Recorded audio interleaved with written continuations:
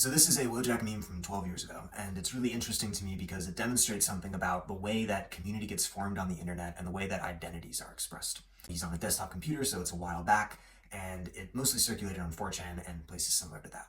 And Wojak, we still see it today, so there's a certain amount of influence that comes from here and from this pattern of posting of this character. Wojak begins in like 2009 and 2010 on these German and Polish language image boards.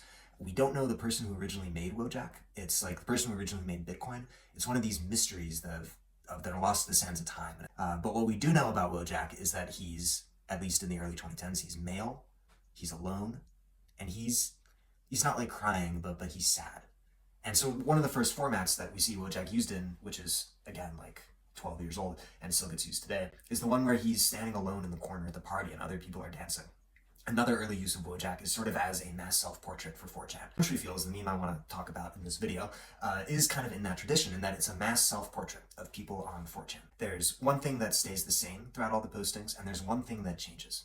And so the thing that stays the same is that it's always a Wojak at a computer in a bedroom alone. And the thing that changes is the stuff around him.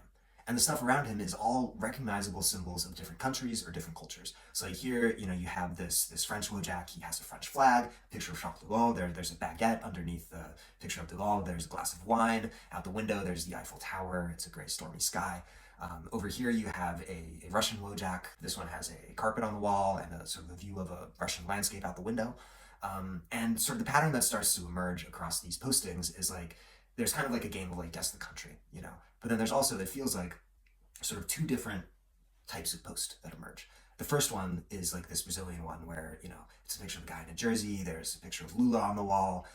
It feels like there's maybe a certain, you can't know because they're anonymous. Maybe it's a Brazilian person who posted this maybe, and there's a certain kind of pride there. But then you have ones like this American one where there's a picture of a hamburger on the wall, the window has prison bars, the computer is made in China, and it seems like there's not really much pride going on here, and maybe it was made by someone who's not an American to make fun of Americans. In the beginning, you sort of think that the thing that is most interesting or important about the memes is what changes. That's sort of where the meaning is. But the more I look at them and the more I see, I realize that the thing that's important is what stays the same. Because sort of the message of this meme is that no matter what country you're in, no matter what kind of food you're eating or stuff you see out your window, you're still a Wojak, sad male alone, sitting at your computer. And what's probably on that computer is 4chan.